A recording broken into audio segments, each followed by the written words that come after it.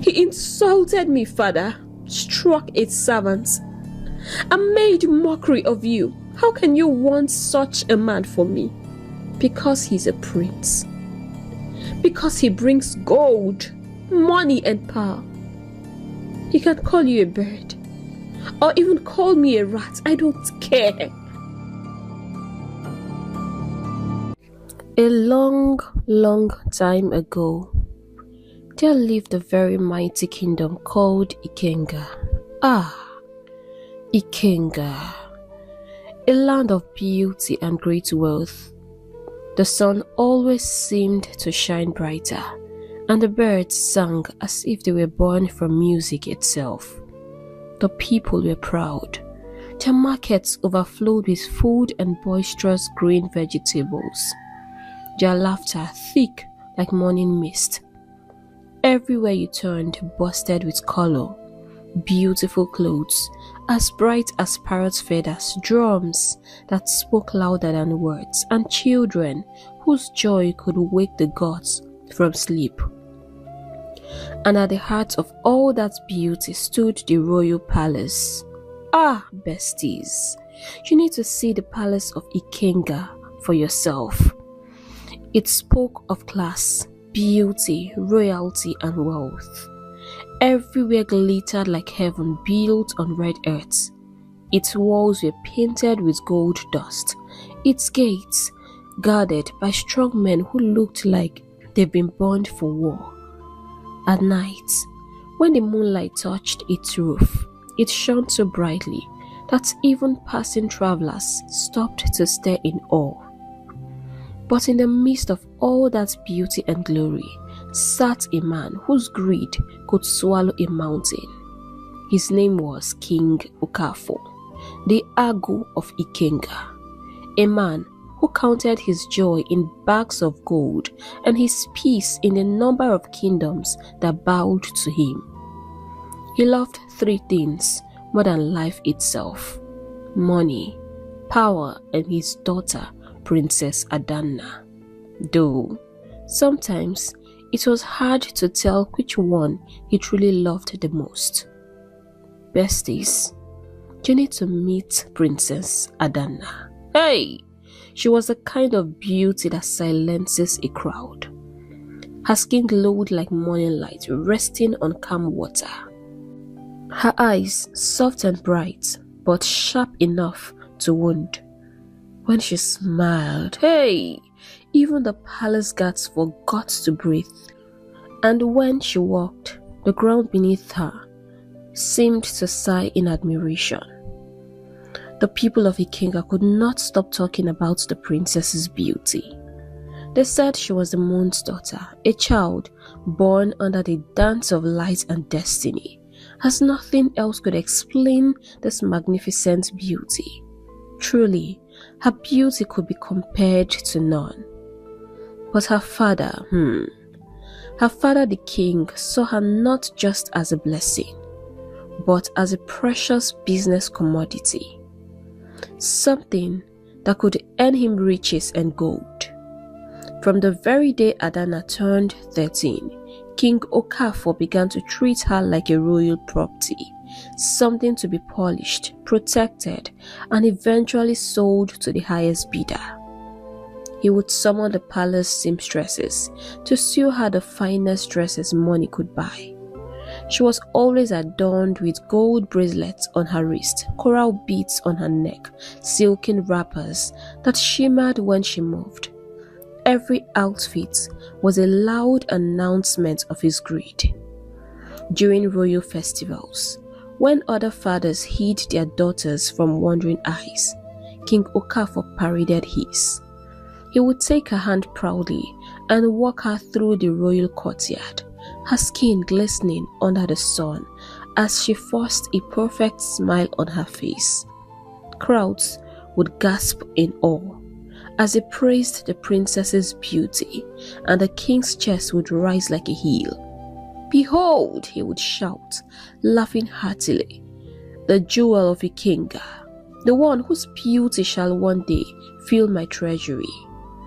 The people would cheer louder in ignorance, though Some understood and whispered under their breath, "Our king loves gold more than he loves his own daughter."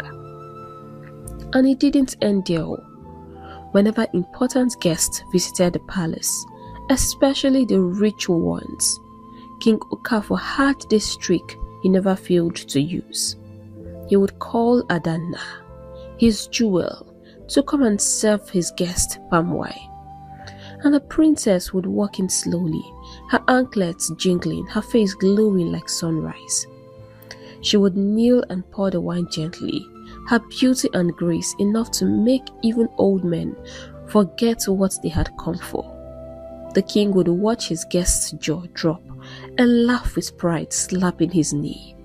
"Yes, no beauty can be compared to my daughter's. She is a gift from the gods to me, my ticket to more wealth," he would say, laughing loudly like a man who had just been struck with modern madness. "Ahugo, kingdoms will fight to have her. They will bring me bags of gold just to see her smile.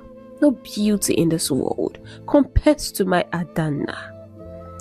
He said it so often that even the palace parrots began to repeat it.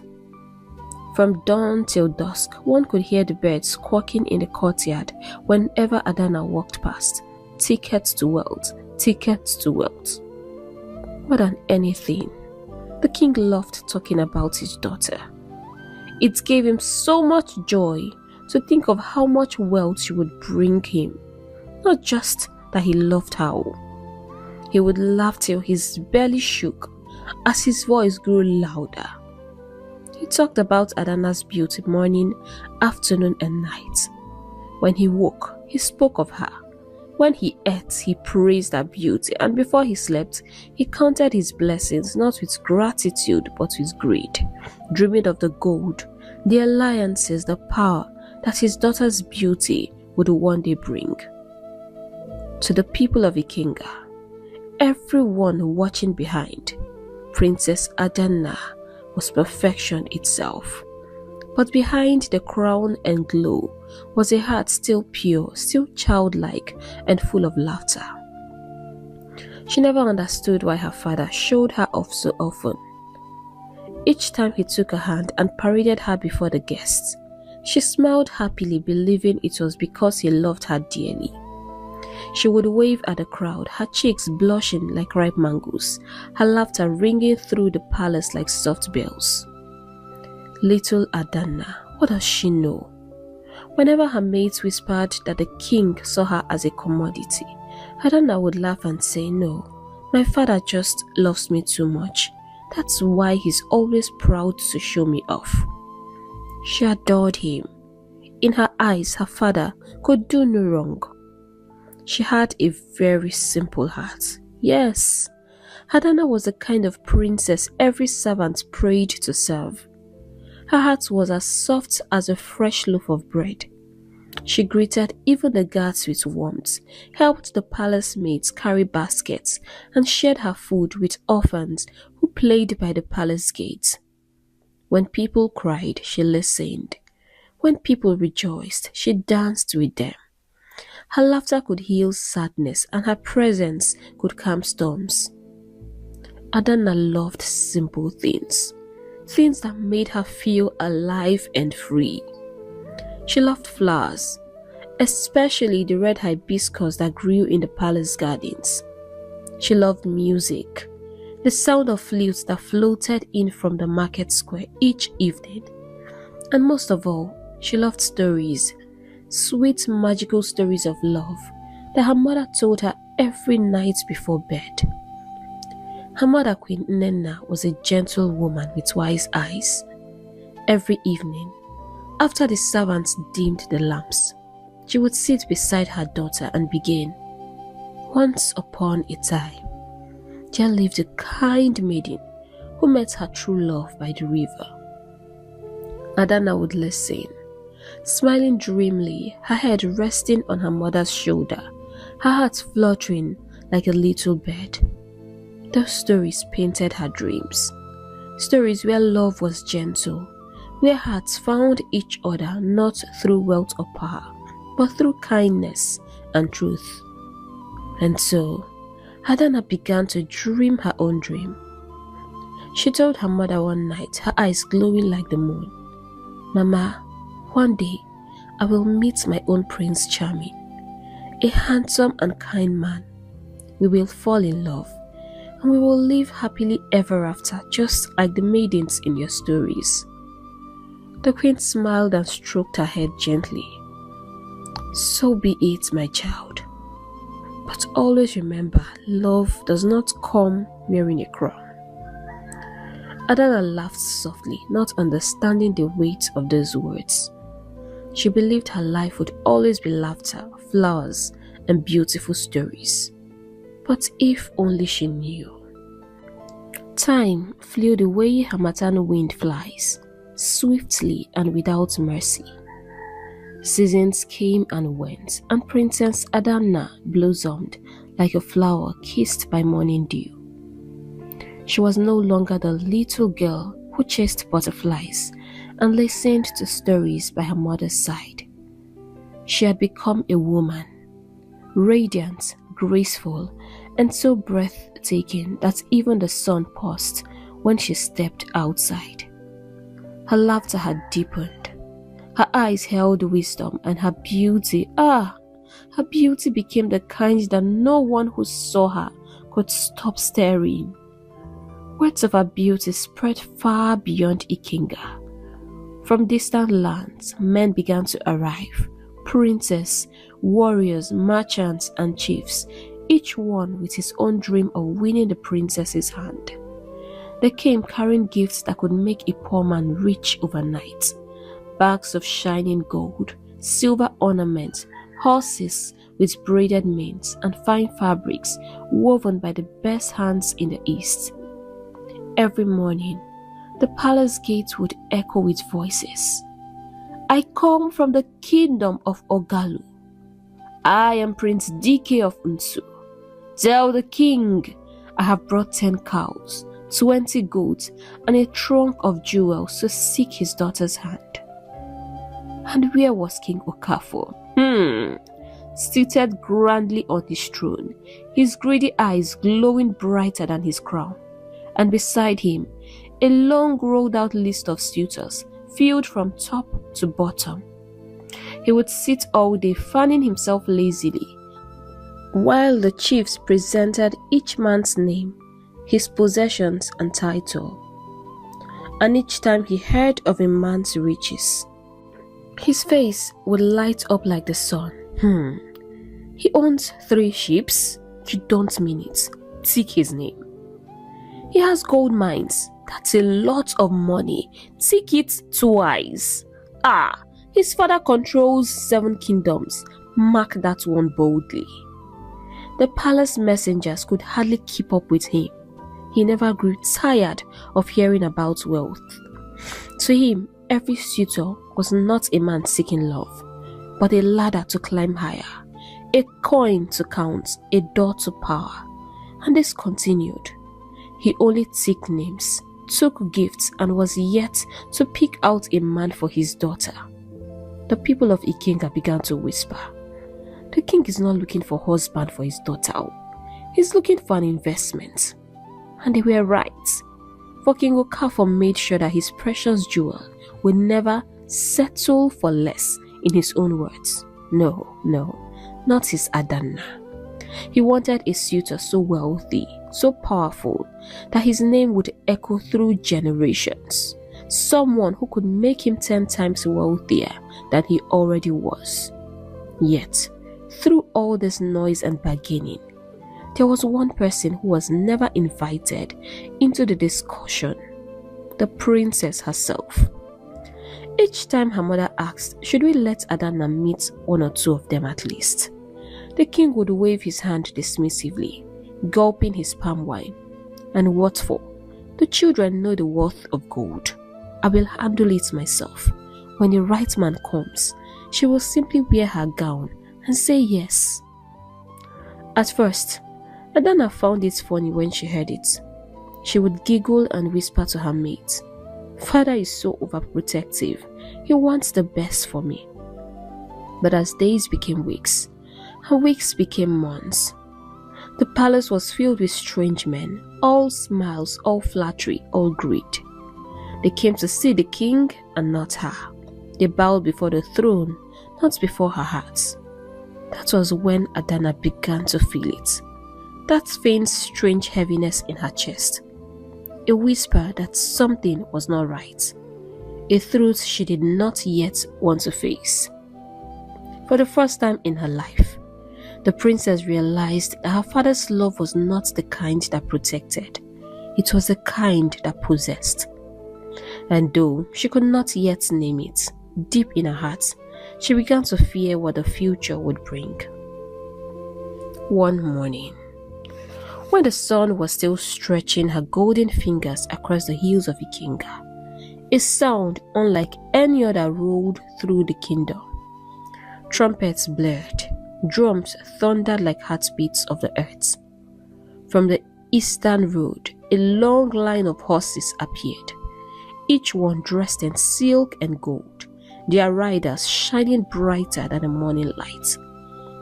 At their center rode the great Prince Ebuka of Umuoba. Tall, handsome, dark-skinned, broad-chested and dressed in royal garments woven with silver threads. His skin glowed like bronze, his eyes sharp like an eagle's, and his lips carried the lazy smile of a man who always got what he wanted. His voice, deep and smooth, carried pride like perfume.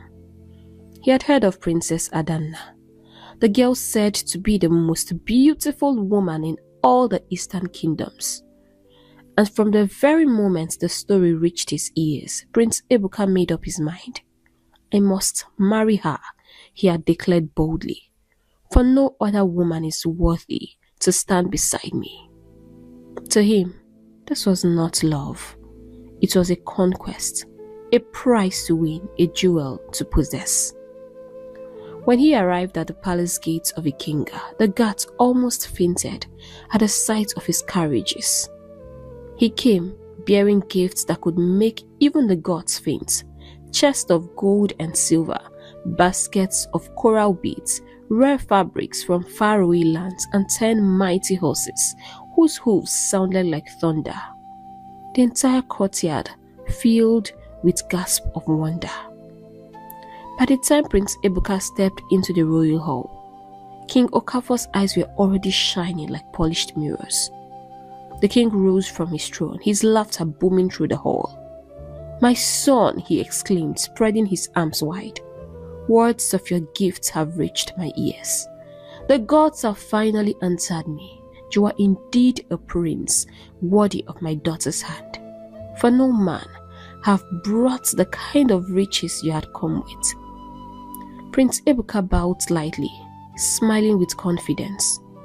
"Your Majesty, I have traveled far, not for your gold, not for your throne, but for the beauty of Princess Adanna, the woman whose name has made even my sleep restless, and whom I am willing to give half of my wealth just to have." The king almost melted at those words. His face stretched into a grin so wide that even his crown tilted a little. "Ah, you have come to the right place, my son. My daughter is not just beautiful. She is a goddess among mortals. You shall see her soon, and you will understand why kingdoms envy me." The chiefs nodded in agreement like hungry lizards, their eyes flickering between the prince's gold and the king's overflowing joy. Everyone could see that King Okafor had already made his choice. This was the man he had been waiting for. His dreams of power and riches had finally walked into his courtyard wearing royal sandals. King Okafor laughed louder than ever. He ordered the palace drums to beat, the flutes to sing, and the royal cooks to prepare a feast that would shake the heavens. The news spread across the land. Prince Ebuka of Umuoba has come for Princess Adanna's hand. The kingdom of Ikenga danced, the people rejoiced, and the king counted his blessings, not with gratitude still, but with greed. Without wasting time, he summoned his guards and clapped his hands so loudly that even the palace birds fluttered away in fear. His laughter filled the royal hall as he rubbed his hands together in excitement. "Quickly, call the maidens. Let my jewel be prepared at once," he thundered. "Dress her in the finest attire, adorn her with gold, and bring her before the prince." At last, he thought, his waiting was over. His daughter's beauty had finally attracted the kind of suitor he had always dreamed of, wealthy and powerful. He could already smell the gold, hear the coins clinking in his sleep, and see the envy on the faces of other kings. And besties, that was the first time King Okafor ever demanded that the princess Adanna met a suitor. When the royal maid burst into her chamber with the news, Adanna turned from her mirror startled. "Do you mean my father wants me to meet a suitor?" she asked softly. "Yes, my princess," the maid replied with excitement, already gathering the royal attire. "A very special one that has met the king's standard." Adanna sat quietly as the maid dressed her, coral beads placed around her neck, dressed in a shimmering fabric, her hair oiled and woven into a perfect royal bun. But her heart was not calm. "What does he look like?" she asked, her voice gentle and curious. The maid smiled dreamily. "He looks very handsome, my princess. Tall, fine, with the presence of a lion, and he is very wealthy. They say he came from a great kingdom, far beyond the rivers of Umuoba. And he didn't come empty-handed. He brought lots of gold." Adanna sighed softly, her fingers tracing the edge of her coral beads. "I don't care about his gold. Do you think he's a good man?" The maid hesitated, choosing her words carefully. "You will need to find out yourself, my princess. I only know what I saw," she replied politely. Adanna smiled faintly, but her heart fluttered uneasily. Something in the air felt strange, like a bird singing before a storm. Finally, when she was fully dressed and glowing like the morning sun, 2 palace guards led her towards the royal courtyard. The air smelled of wine and wealth. Drums played softly as the nobles lined up, eager to witness beauty meet power. The moment Princess Adanna stepped in, the crowd gasped. Her attire shimmered, her beads clicked gently with each graceful step, and her eyes, bright, calm, unknowing, swept across the hall. When Prince Ebuka saw her, his mouth fell open in awe. To say she was beautiful, even breathtaking, was an understatement. He had traveled far and wide, seen beautiful women before, but never one who looked as though heaven itself had kissed her forehead. He couldn't stop staring. His lips parted, but no words came out. His eyes followed her every move, greedy and spellbound. He could already imagine her walking by his side, and people staring with jealousy. Adanna, unaware of his thoughts, walked gracefully and stood beside her father's throne. Her smile was polite, but her spirit was uneasy. Then, with a wide grin and the pride of a man who believed he had conquered the world, King Okafor stood and announced in a booming voice that shook the pillars, "My daughter, meet your husband-to-be, the noble Prince Ebuka of Umuoba." The words struck Adanna like lightning. She blinked rapidly, unsure she heard right. "Father, what? Husband-to-be?" "Yes," the king roared joyfully. "The gods have finally answered us." Adanna stepped back in shock. "No, father, you can't choose for me. What if I don't like him? I don't even know him. You don't even know him that well." The hall grew silent. The guards froze. The chiefs avoided her gaze. Then, slowly, the king laughed. That proud, greedy laughter always made people nervous. "You don't need to like him," he said, waving his hand. "He brought gold, plenty of it. What more do we want?" He turned to his guest, counting on his fingers like a market trader showing off his riches. He came with 10 horses, 50 bags of gold, silver ornaments, fine jewelries, and fabrics worth more than this palace itself. And that's not all. He has promised to build me a throne room roofed with marble. Do you hear me? Marble. As he spoke, Prince Ebuka sat proudly, smiling like a man admiring his reflection. Every boast from the king made his grin grow wider. "Look, I did not pamper and nurture you for years, just for you to marry a nobody," the king continued. "You will not waste your beauty on a man without a name and power, who cannot pay me back for all my pains. No, you will marry him, and that is final." Adana's lips trembled, tears welled up in her eyes as she looked from her father, blinded by greed, to the prince who sat proudly, smiling like a fool who thought himself a prize. And though her eyes glistened like diamonds, neither of the men saw the pain behind them. Finally, the king clapped his hands sharply and said, "Enough of this emotion. You two can take a stroll through the garden and get to know each other. The wedding plans begins immediately. Okwaya, what are we waiting for?" And just like that, the princess's laughter, the dreams she once held, and the stories her mother used to tell her began to crumble. The guards escorted them into the royal garden, a paradise that smelled of roses and pride.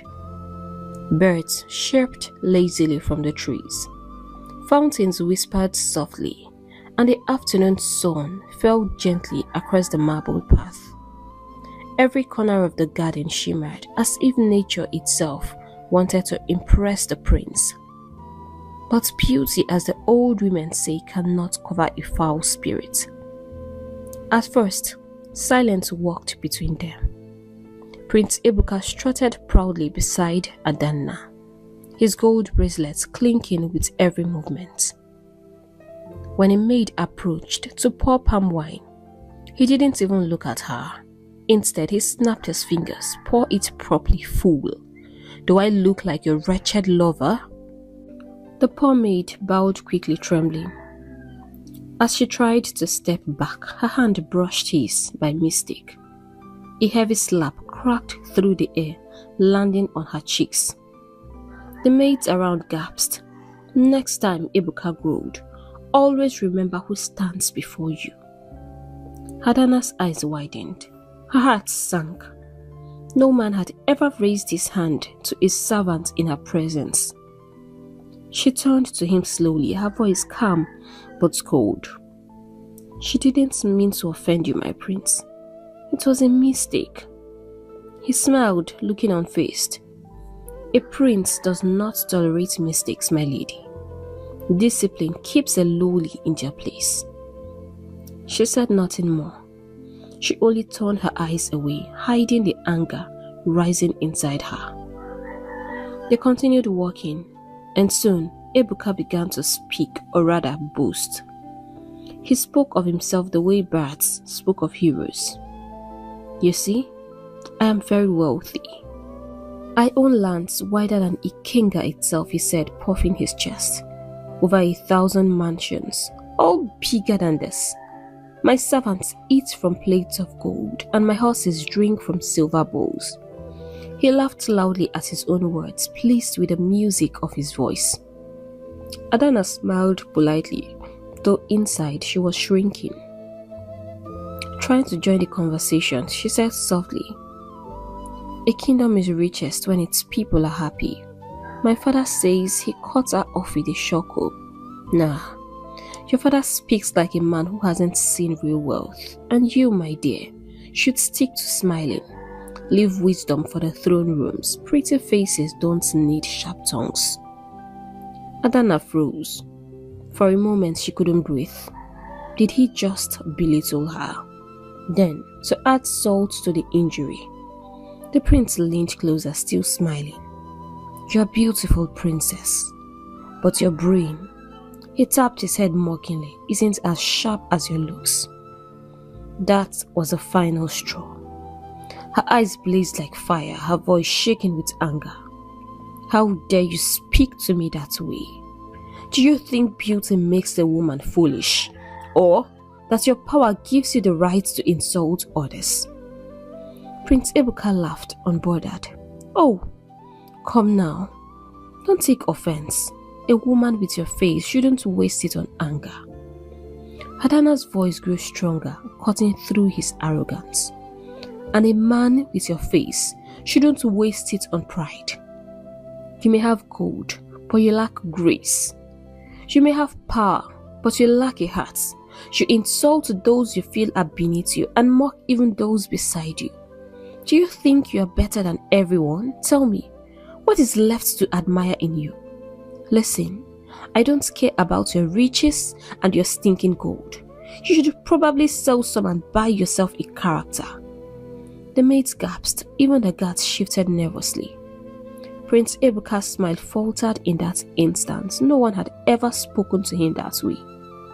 Without another word, Adana lifted her gown slightly and turned away. Her footsteps echoed down the marble path, firm and fast. "This wasn't the kind of man I dreamed of," she whispered bitterly. She had once imagined a handsome, loving, understanding, humble and kind man. But Prince Ebuka had none of these attributes. The only box he ticked was that he was good looking. And Adana decided right there and then that she was not going to marry him. When she reached her chamber, she collapsed into her mother's arms. Queen Nnenna, who had been waiting by the window, gathered her daughter close. "My child," she whispered, stroking her hair. "What happened?" Adana could barely speak. Her words came out between sobs. He's not the man I thought he would be, Mama. He's proud, cruel, and full of himself.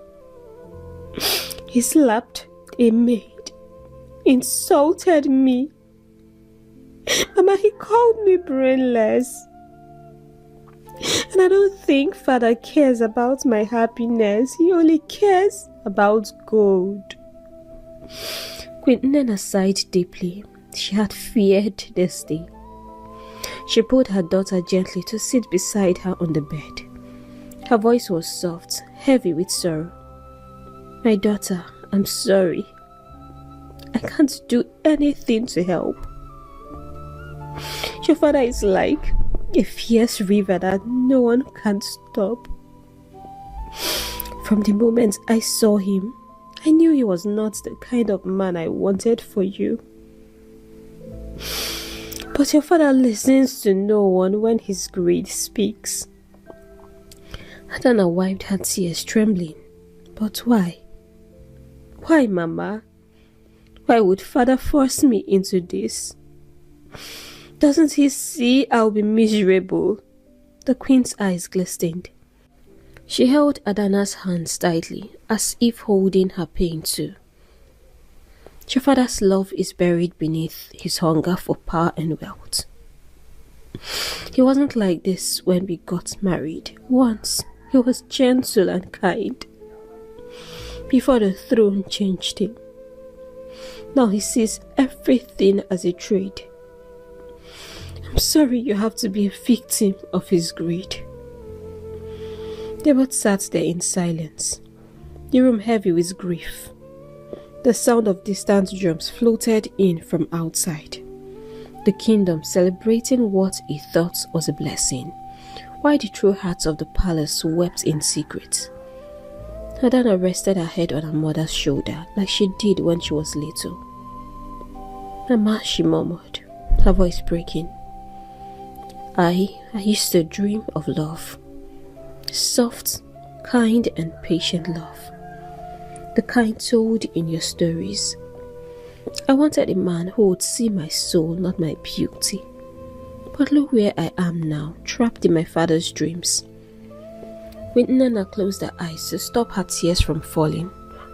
but they came anyway. She brushed Adana's cheeks with trembling fingers and said, "Sometimes, my child, life gives us a path we did not choose. But even on that path, the gods can still surprise us. The prince may not be as bad as he seems to be. First impressions can be deceptive. Do not give up on hope. Even in the darkest rooms, the candle can still find a way to burn."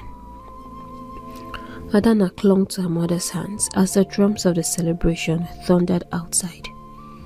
Mother and daughter sat in silence, two hearts beating in sorrow, two women bound by love and by helplessness. Meanwhile, the palace was still buzzing with whispers of what had happened in the royal garden. The maids could not stop talking. Some said the princess had insulted the prince to his face. Others said she stormed off before he could even finish speaking. Prince Ebuka was furious. His pride was terribly wounded. Without waiting, he stormed straight into the royal hall, where King Okafor sat laughing and drinking with his chiefs. His footsteps echoed through the marble floor like thunder. "Your Majesty," he barked, his voice sharp and filled with anger. "Is this how the princess of Ikenga behaves? She insulted me before your servants. Me, Ebuka. She walked out on me like I was some common trader. She didn't explain how wealthy I am to her." The laughter in the hall died instantly. The chiefs looked at each other in shock. King Okafor set down his cup of palm wine, staring at the prince in confusion. "What are you saying, my son?" the king asked, his voice unsteady. "I am saying," Prince Ebuka thundered, pounding his chest, "that your daughter is untamed. Her tongue is sharp, her manners disgraceful. I came here to marry a jewel, not a scorpion." Gasp filled the room. The chiefs began to whisper amongst themselves. Even the guards exchanged nervous glances. The prince continued pacing, his golden bracelet jingling angrily with each step. "Yes, she's beautiful. So beautiful that I'm sure that even the gods stare at their own creation with awe and jealousy every day. But what is that beauty without respect? I cannot marry a woman who forgets who stands before her. I can't put up with this nonsense." King Okafor's heart pounded. His golden dream was beginning to slip through his fingers. He forced a shaky laugh and stood up quickly. "No, my son," he said, raising his hands in apology. "Please, it hasn't gotten to this. You know women, sometimes their stupidity runs faster than their senses. I'm sure she meant no harm. I will speak to her myself, please." Prince Ebuka folded his arms across his chest. "Then speak quickly, your Majesty, or my horses will turn back to Umuoba before the cock crows, and I will take with me all that I came with." When the prince finally stormed out, the king's face twisted with fury. He slammed his palm wine cup down so hard that it cracked to pieces, and his voice thundered through the palace like rolling drums. "Guards!" he shouted. "Fetch me the princess, now!" That night, the corridors of the palace burned with torchlight. The queen stayed in her chamber trembling as she listened to the heavy footsteps and angry voices. From outside came the faint sound of drums, soft beats for a wedding not yet blessed. Princess Adana entered the palace slowly, her dress glowing under the firelight. The king sat on his throne like a storm waiting to break. His eyes were red, his jaw set, and his pride wounded. The moment she knelt, his voice lashed out like thunder. "What have you done? What have you done, Adana?" he shouted. "Do you know what you would have cost me? That man came with wealth large enough to make Ikenga shine forever. And he's even willing to do more. You How dare you try to ruin everything for me? Adana lifted her head, her voice trembling but firm. Father, I only told him the truth. He is proud, rude and cruel. Within the few minutes we spent together, he insulted me, Father, struck its servants, and made mockery of you. How can you want such a man for me? The king stood, his robe sweeping across the floor. Because he's a prince. Because he brings gold, money and power. He can call you a bird, or even call me a rat. I don't care. I do not care about his gold, power or foolish money, Father, Adana cried. I want a humble man. I want to love and be loved. The king laughed bitterly. Love? Love is just an illusion. It's your own mind weaving tales and deceiving you. Now tell me, what can love do for you? Can love build palaces? Can it feed a kingdom? Don't speak to me of love, girl. You will marry him. I have made my choice, and you will respect it. Adana's tears flowed faster, her voice breaking. Father, you choose gold over your own daughter's heart and happiness. The king turned away, his back rigid. It's enough. Go to your chamber. The wedding plan begins at dawn. She turned and ran from the hall, her footsteps echoing against the marble like raindrops on a tomb. In her chamber, she fell to her knees beside the bed and broke into tears. Outside, the drums began to rise softly at first, then louder, the rhythm of celebration for a marriage she did not want. Adana buried her face in her pillow and wept until her sobs faded into the night, while the kingdom danced to a joy that was not hers. The next morning, the entire kingdom of Ikenga woke to the sound of gongs, from the tallest palm tree to the deepest well. One message echoed across the land. The royal wedding had been announced. The kingdom went wild. The market women abandoned their stalls just to gossip about it. The drummers tested their drums. The royal messengers ran from street to street spreading the news.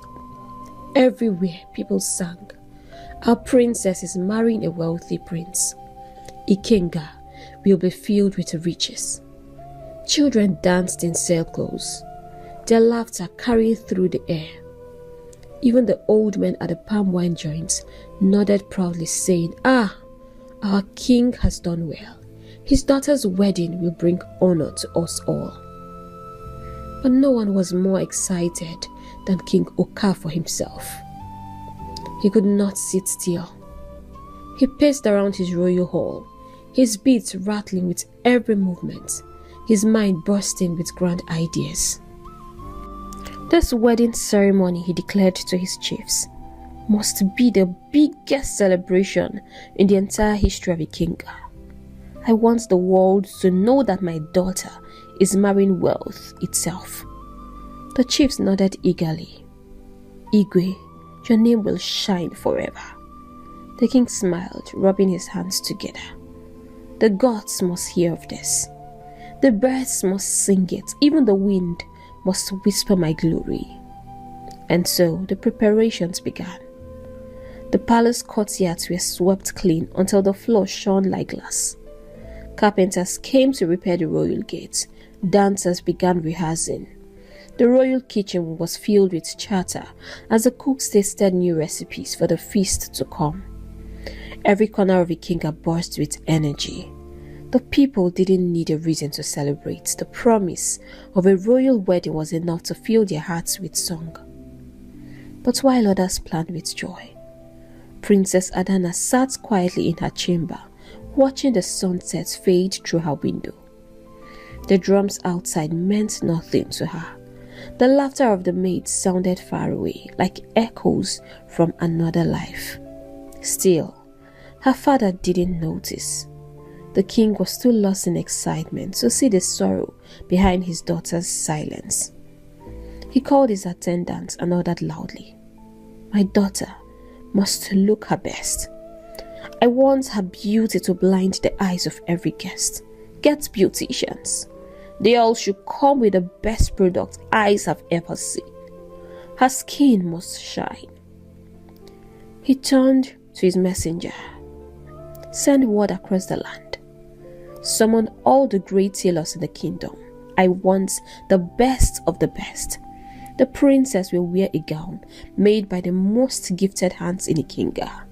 No maiden shall match her beauty that day." The orders were carried out at once.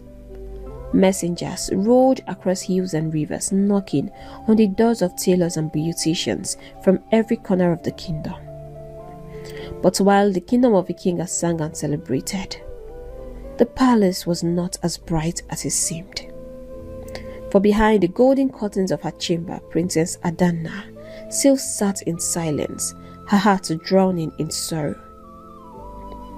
Everyone was happy, everyone but the bride herself. She would sit by her window every day, her chin resting on her hand, staring at the world she no longer felt part of. The same people who shared her name were now celebrating her sadness. Her tears had become invincible in the glow of her father's pride.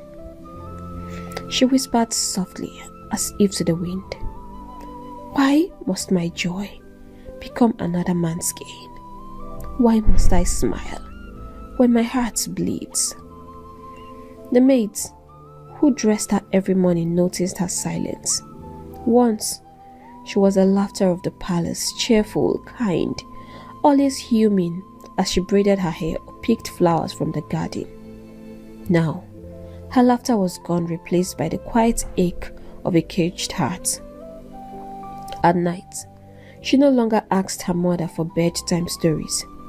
She no longer dreamed of love. She only lay on her bed staring at the ceiling, wondering if the gods had forgotten her.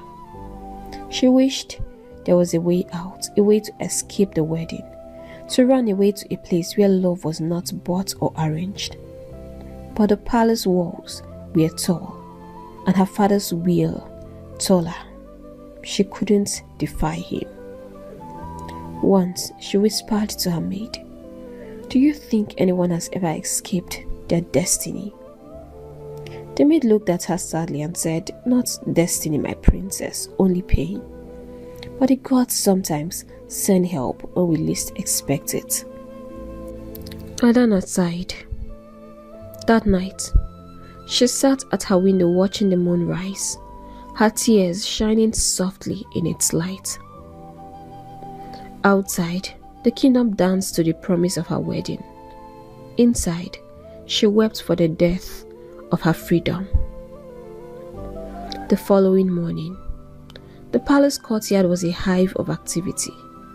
Messengers ran up and down carrying rolls of fabric, baskets of beads, and bright spools of thread. The king wanted nothing short of perfection for his daughter's big day. By mid-morning, the great tailors of Ikenga had begun to arrive. Some came with apprentices, others with baskets full of samples to show the king. Their voices rose in the courtyard like competing drums. "Your Majesty, my hands have stitched the robes of 3 kings. Igwe, my needle knows no equal. Ask about me." King Okafor listened with the pleasure of a man tasting sweet palm wine. He loved the sound of flattery. Among the tailors who set out for the palace that day was Ugonna, a quiet, humble man whose small clay hut sat at the edge of Ikenga. His hands were calloused, his clothes simple, but his stitches were known to be as neat as lines drawn by the gods themselves. When the royal summons reached him the previous evening, he had sat in silence for a long time, staring at the box of his needles. What would the palace want with the poor hands, he had wondered. But something within him, a voice gentle and insistent, told him to go. Now, as he walked towards the palace, The dust clung to his feet and the sun burned his skin, yet he felt a strange calm. It was as if his steps were being guided by something bigger than himself. By the time he reached the palace gate, evening was approaching. The guards eyed him suspiciously, but when he presented the royal summons, they let him in. Inside, he stood in awe. The palace was brighter than anything he had ever seen.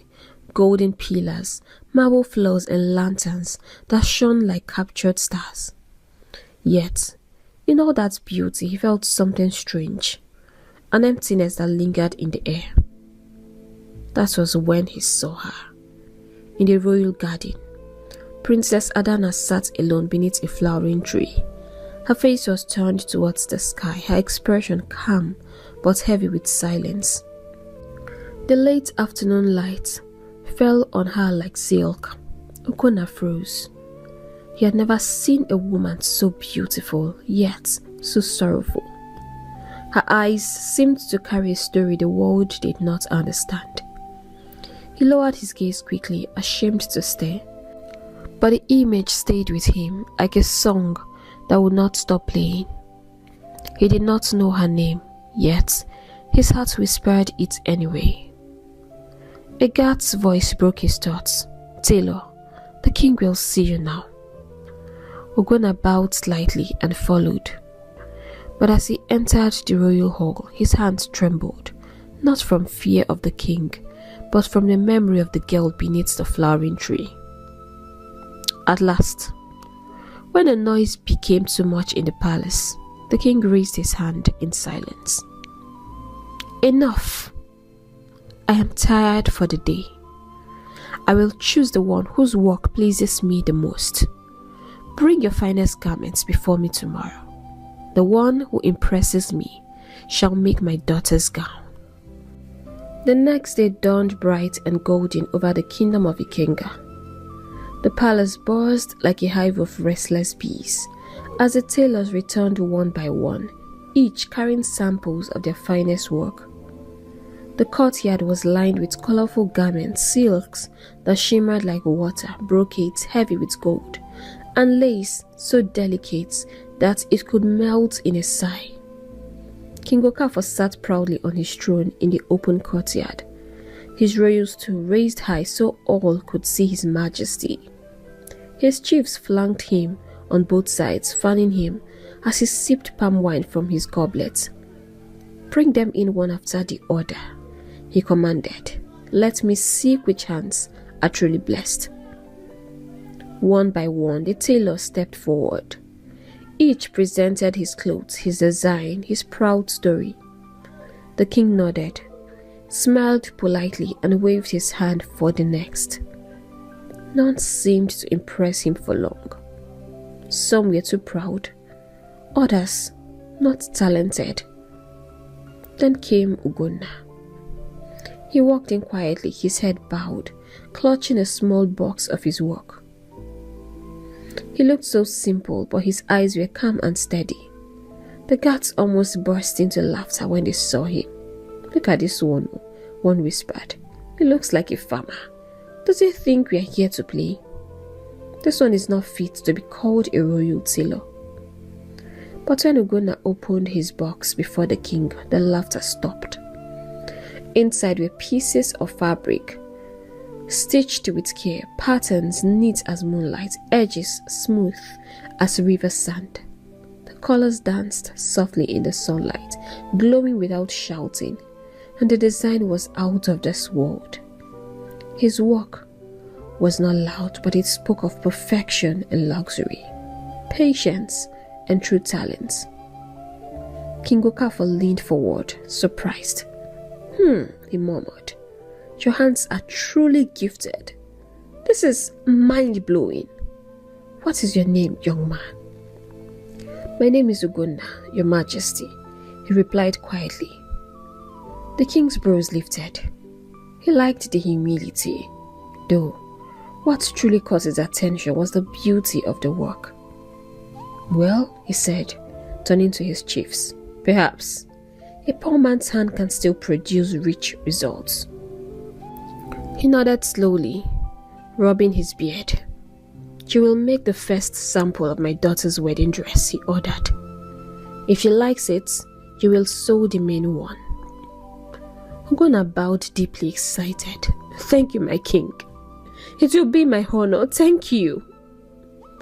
That same afternoon, he was led to the princess's chamber to take her measurements.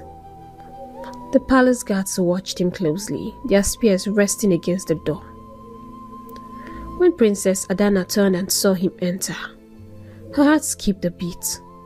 He looked so handsome, yet very simple. He was not dressed like the others, no jewelry, no swagger, no arrogance. His eyes looked gentle, and when he bowed, it was with respect that felt real. She looked at him curiously, still wondering what made her father choose a man looking so humble. "You are the tailor my father chose." "Yes, my princess," he replied softly. "If my stitches please you, then I will make your wedding dress." For a moment, silence filled the room. The princess studied him, the calm in his eyes, the steadiness in his voice, the humility in his posture. Something about him just felt safe. As he began his work, he spoke only when necessary, and when he spoke, his voice was soft and kind. The princess's maids giggled quietly behind them, but Adana's gaze never left his face. There was something in his simplicity that made her chest tighten, a gentleness she had never seen before. Finally, she admitted, "You seem different from the others." Ugonna paused, his hand resting over his measuring tape. "Different, my princess?" "Yes," she said, her voice distant. "You do not look at me the way others do. You seem focused in your work." He smiled faintly. "That is because a man like me is not worthy to look at your beautiful face." Her lips curved into the first small smile she had made in weeks. It came and went quickly, but it was real. When he finished, Ugonna bowed again. "Your gown will be ready in no time, my princess." She nodded. "I will be waiting to see it."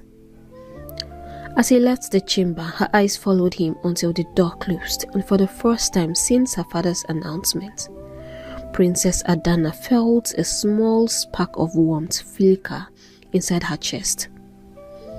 She did not understand it yet, but something about the tailor's quiet presence had soothed her heart, like cool water touching a burn. A few days later, Ugonna returned to the palace with the first test of the princess's gown. The sun was gentle that morning, spilling soft gold over the marble steps as he was led into her chambers for the fitting. But something stopped him as he drew close to the entrance of the princess's chambers. From inside, he heard a sound that froze something in him. A voice, soft and aching, singing a song filled with pain and sorrow. It was the kind of song that made even the air listen. The words were low, broken, but full of longing. Ugonna stood quietly at the doorway, his heart tightening. He had never heard pain sound so beautiful.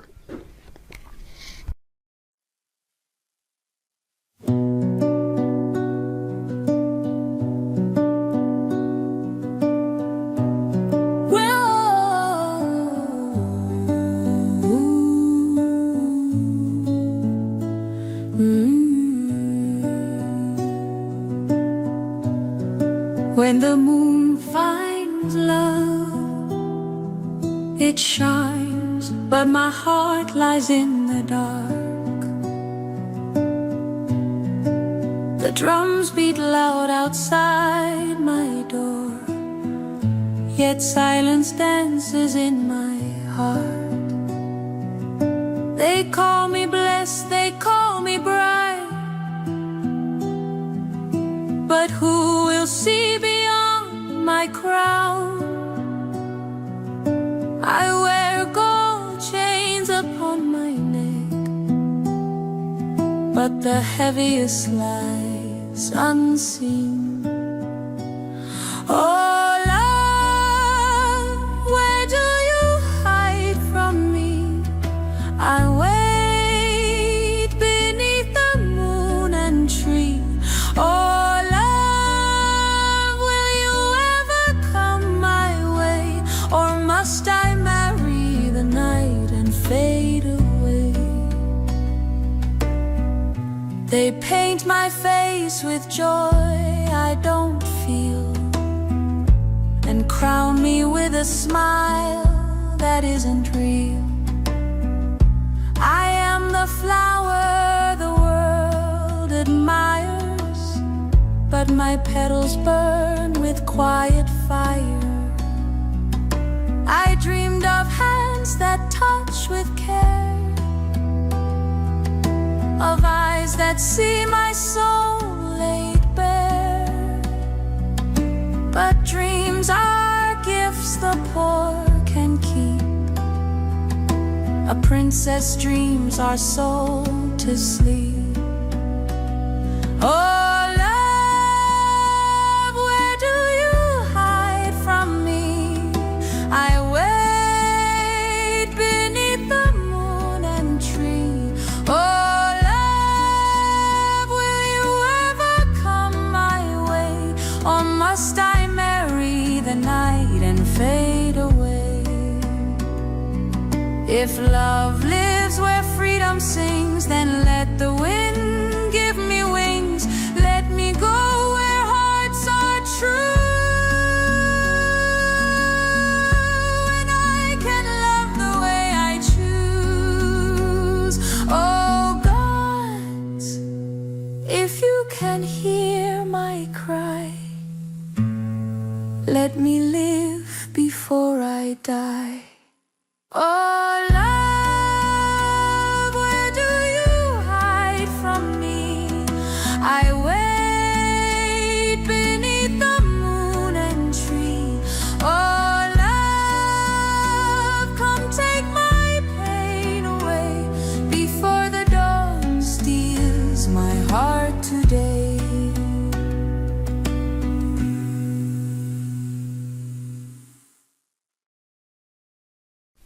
When the song ended, he said nothing, only waited until the maid noticed him and went to announce his arrival. When Princess Adanna turned, he saw it again, the sadness in her eyes, the shadow that beauty could not hide. Yet, she smiled softly when he entered. "Welcome," she said, her voice faint but kind. The maid brought the gown and led her behind the screen to change. When she stepped out moments later, everyone in the room gasped. The gown flowed around her like light woven from moonbeams. It fitted perfectly, hugging her slender frame, the gold threads shimmering with every breath she took. For a brief second, the princess forgot her sorrow. She turned before her mirror, her hands tracing the edges of the fabric in wonder. It's so beautiful," she whispered. Ugonna watched her quietly as he adjusted the sleeve and smoothed the waistline. "A little tighter here," he murmured, fixing the final touch. But as she stood before the mirror, admiring the dress, tears suddenly rolled down her cheeks. Ugonna saw her reflection and froze. Then slowly he straightened, turned to face her and said softly, "You look stunning in this dress, Your Highness." Adanna wiped her tears and gave him a weak smile. "What use is this beauty without happiness?" she said sadly. "I wish I could look this beautiful for a man who truly loves me, not a man who sees me as a prize." "But you don't have to go through with it," Ugonna whispered. The princess shook her head. "Even the earth won't hide me if I run away from my father's wish." Ugonna hesitated, his eyes gentle. "Still," he said, You will always be a goddess living among men. I just wish for you to be happy. Always. Their eyes met in the mirror, her sadness, his quiet strength. For a moment, it felt as though the world had gone still. Then he smiled. The kind of smile that warmed like sunrise after rain. Now, he said softly, let's go show you to the king. Something in his voice melted a corner of her heart. She didn't even notice when she smiled back through her tears. No one had spoken to her like that before. Not like a princess, but like a real person. When they entered the royal hall, the king and the queen were already waiting. The moment they saw her, their jaws dropped.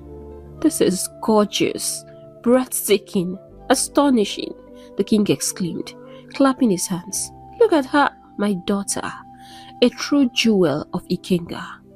He turned to Ugonna, his eyes gleaming with delight. Your hands are blessed, young man. I knew it the moment I set my eyes on you, that you were special. I am never wrong.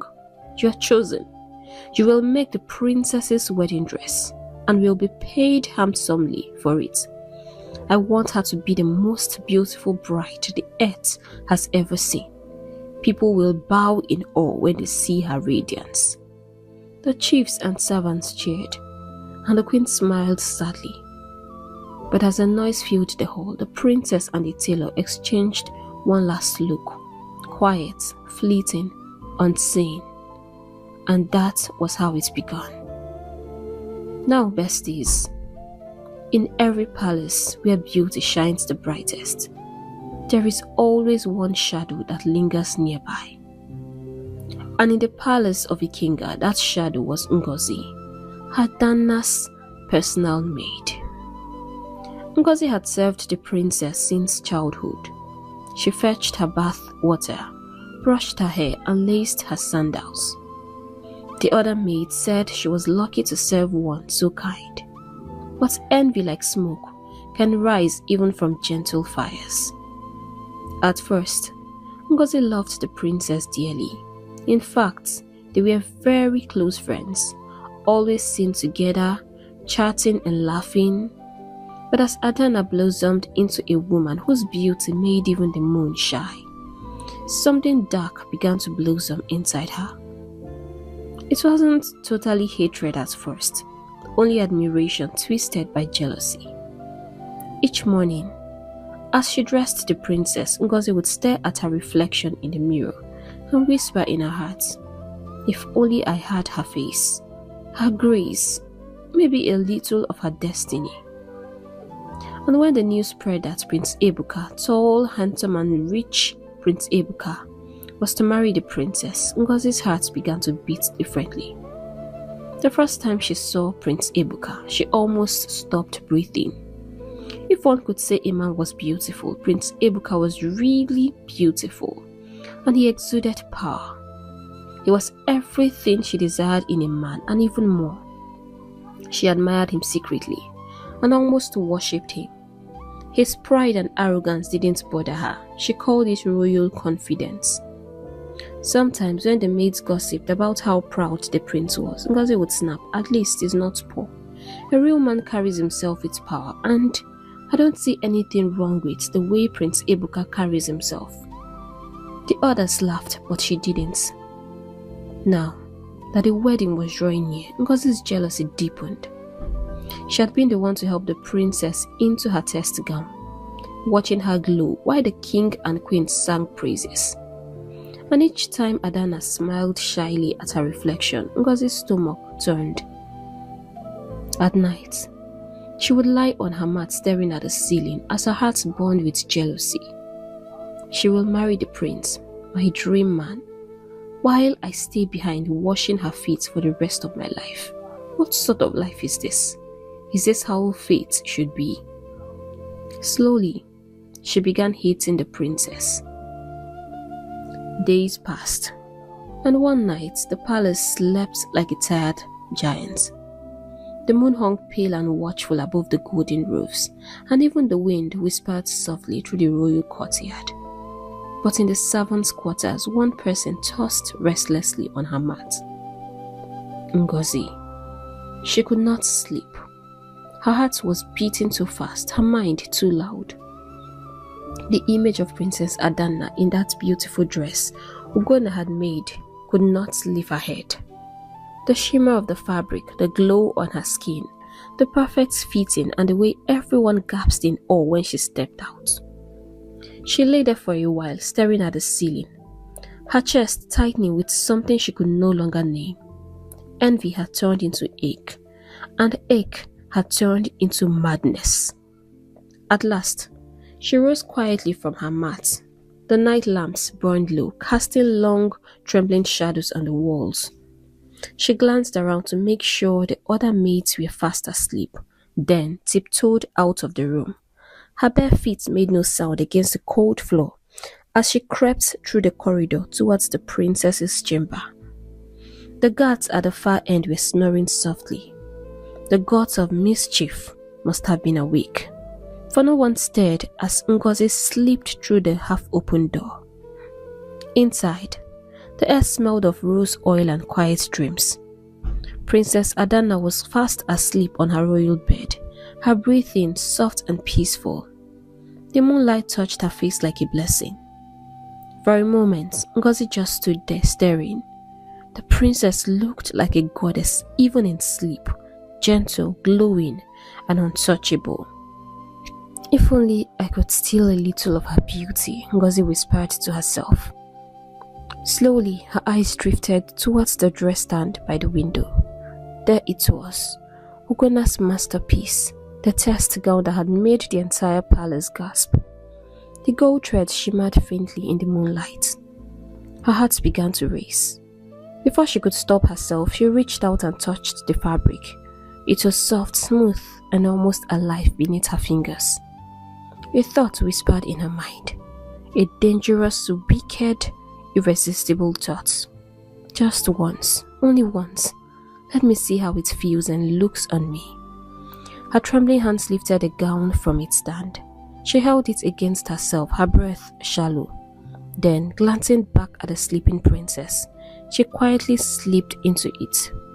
The fabric embraced her body perfectly. The golden threads caught the moonlight as if they knew her name. She moved towards the mirror, her eyes wide, her lips parted in awe. "Don't I look as beautiful as the princess?"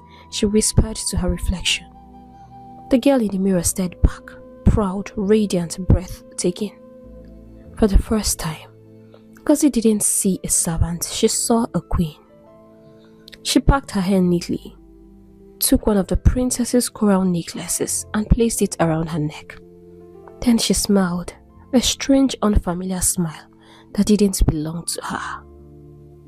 "I also deserve a man like Prince Ebuka," she murmured. "People don't see my beauty because I am not a princess.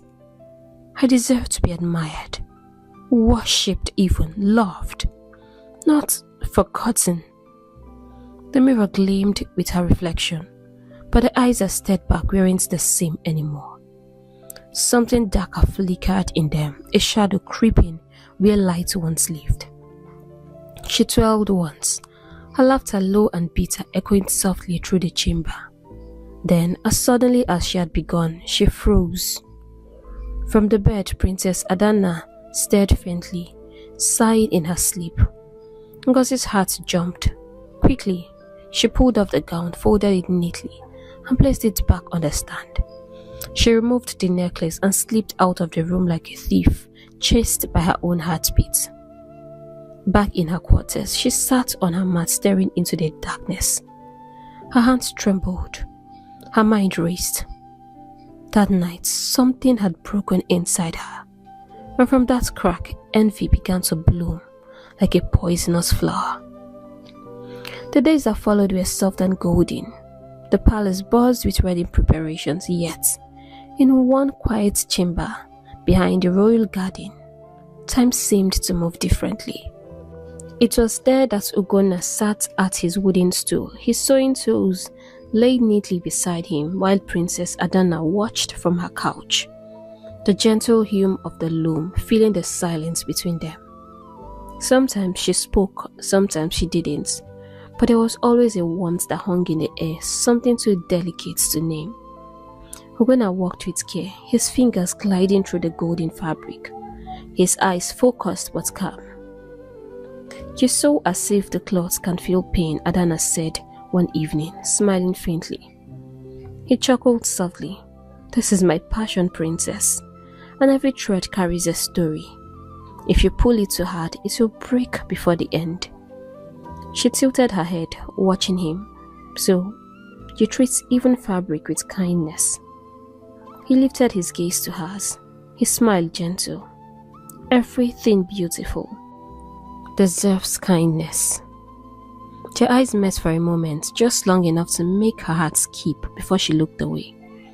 She laughed softly, pretending not to notice the warmth that had risen in her cheeks. She didn't know what was happening to her, but still, she loved staying around him. Each day he came, and each day their words grew a little freer. She began to open up a little to him. She would tell him how she loved her hibiscus flower, how her mother used to sing while braiding her hair, how she sometimes wished she could walk in the market like an ordinary girl, how she craved for true love. Ugonna listened, his eyes bright with understanding. "Then, you're not so different from us, my princess," he said one day. "You only live in a bigger house and have access to more luxury." She smiled. "And what about you, Ugonna? Have you ever experienced love? Do you have someone out there waiting for you? Can you tell me about her?" Ugonna hesitated, threading a needle. "I've never been in love, and the only thing I have out there waiting for me is my old mother and my sewing machine," he said with a shy laugh. "The rest is silence." Her laughter filled the garden, light and musical. "Then I envy your silence," she said softly. "Mine is full of noise. Noise that I cannot escape." Sometimes when she spoke, he would just watch her with great pity and admiration. There was something fragile and strong in her voice, like the song the wind carried gently across a river. When they had nothing to talk about, he often hummed a song under his breath, old tunes he had heard his mother sing while she sewed. "Do you always sing when you walk?" she asked one evening. "Only when I want the thread to obey me," he teased. "Then, your thread must love you deeply."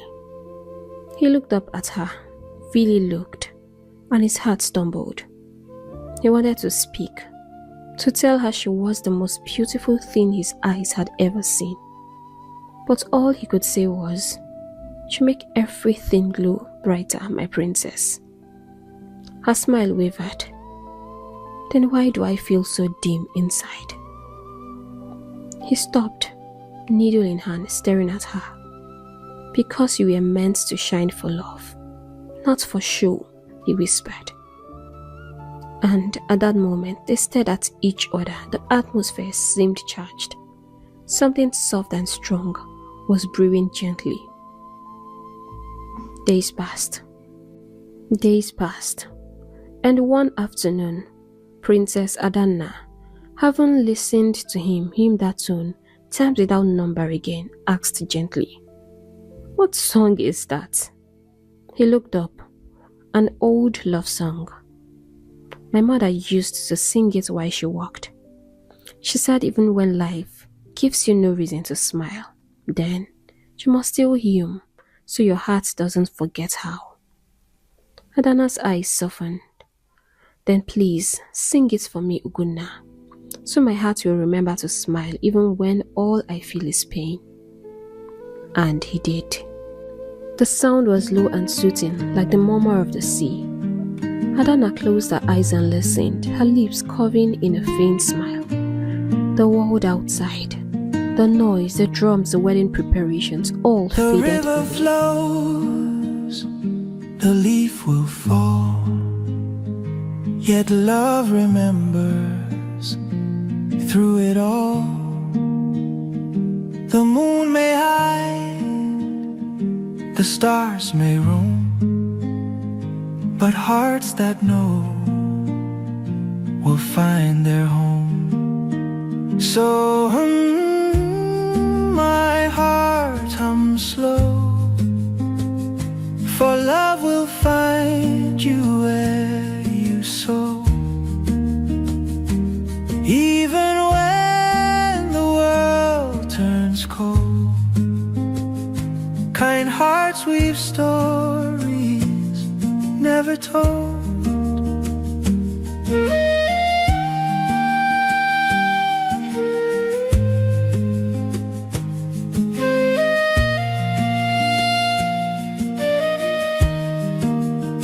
I've seen the poor, I've seen the grand, but joy lives not in wealth or land. A gentle word, a caring smile can heal a soul across a mile. So my heart hums slow, for love will find you where you sow. Even when the world turns cold, kind hearts weave stories never told.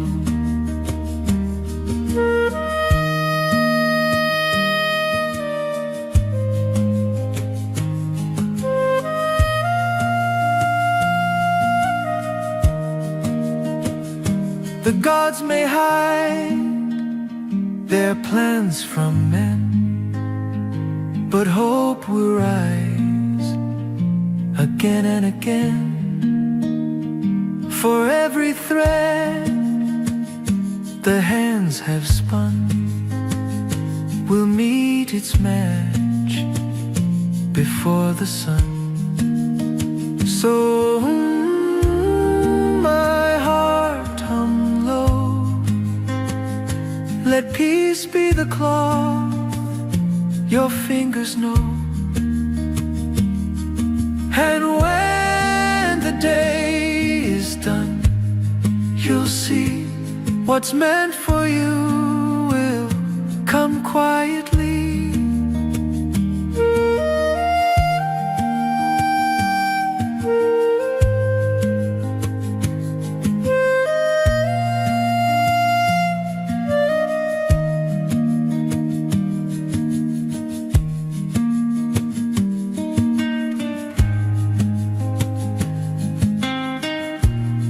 When she opened her eyes, Ugonna was looking at her, his needle paused mid-air.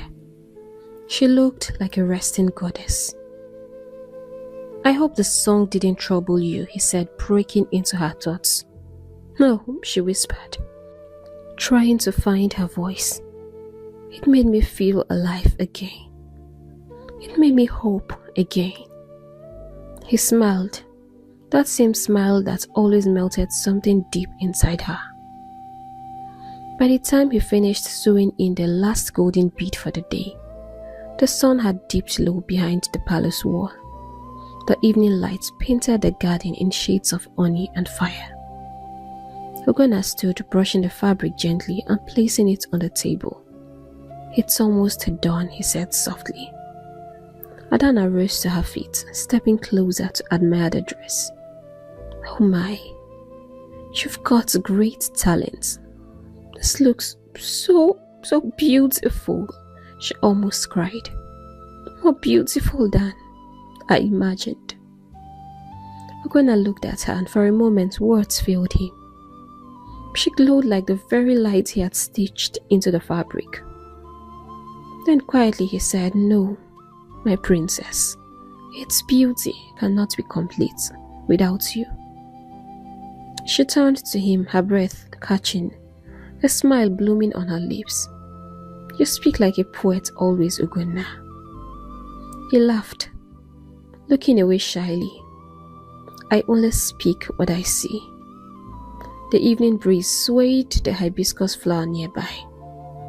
Outside the garden, Two hearts beat softly, unaware that something sacred had begun to grow between them.